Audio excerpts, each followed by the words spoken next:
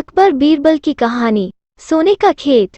अकबर के महल में कई कीमती सजावट की वस्तुएं थीं, लेकिन एक गुलदस्ते से अकबर को खास लगाव था। इस गुलदस्ते को अकबर हमेशा अपनी पलंग के पास रखवाते थे। एक दिन अचानक महाराज अकबर का कमरा साफ करते हुए उनके सेवक से वो गुलदस्ता टूट गया। सेवक ने घबराकर उस गुलदस्ते को जोड़ने की बहुत कोशिश की, लेकिन नाकाम रहा। हार कर उसने टूटा गुलदस्ता कूड़ेदान में फेंक दिया और दुआ करने लगा कि राजा को इस बारे में कुछ पता न चले। कुछ देर बाद महाराज अकबर जब महल लौटे तो उन्होंने देखा कि उनका प्रिय गुलदस्ता अपनी जगह पर नहीं है। राजा ने सेवक से उस गुलदस्ते के बारे में पूछा तो सेवक डर के मारे कांपने लगा।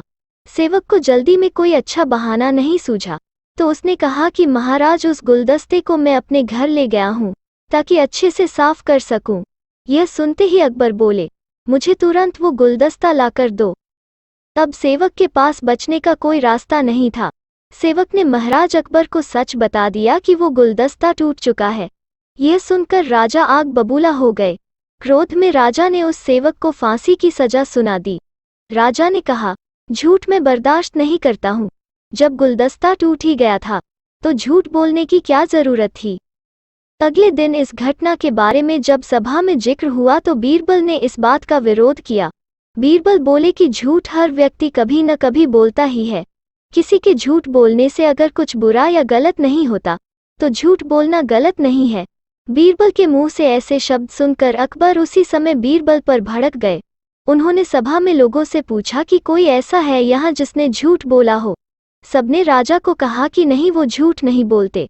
यह बात सुनते ही राजा ने बीरबल को राज्य से निकाल दिया।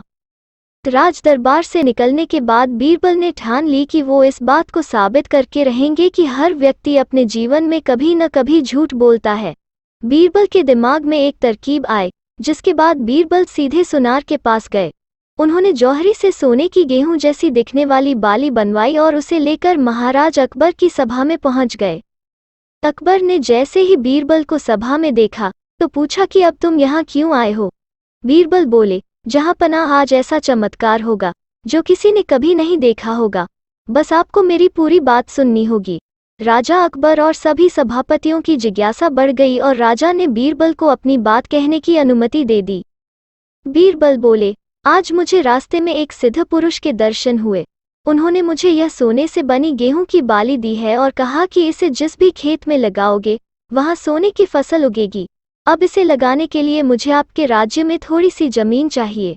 राजा ने कहा, यह तो बहुत अच्छी बात है, चलो हम तुम्हें जमीन दिला देते हैं। अब बीरबल कहने लगे कि मैं चाहता हूं कि पूरा राज दरबार यह चमत्कार देखे। बीरबल की बात मानते हुए पूरा राज दरबार खेत की ओर चल पड़ा। खेत में पहुंचकर बीरबल ने कहा कि इस सोने से बनी गेहूं की बाली से फसल तभी उगेगी जब इसे ऐसा व्यक्ति लगाए जिसने जीवन में कभी झूठ न बोला हो। बीरबल की बात सुनकर सभी राजदरबारी खामोश हो गए और कोई भी गेहूं की बाली लगाने के लिए तैयार नहीं हुआ। राजा अकबर बोले कि क्या राजदरबार में कोई ऐसा व्यक्ति नहीं है जिसने अपने जीवन में कभी झूठ न बोला हो। सभी खामोश थे। बीरबल बोले, जहां पनाह अब आप ही इस बाली को खेत में रोप दीजिए।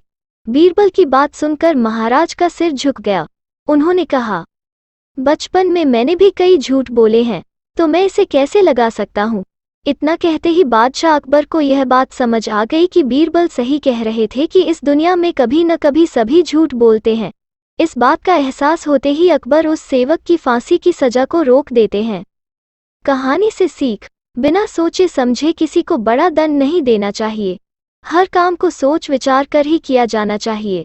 साथ ही एक छोटे से झूठ की वजह से किसी व्यक्ति का आकलन भी नहीं किया जाना चाहिए, क्योंकि कुछ परिस्थितियां ऐसी होती है कि लोग झूठ बोल देते हैं।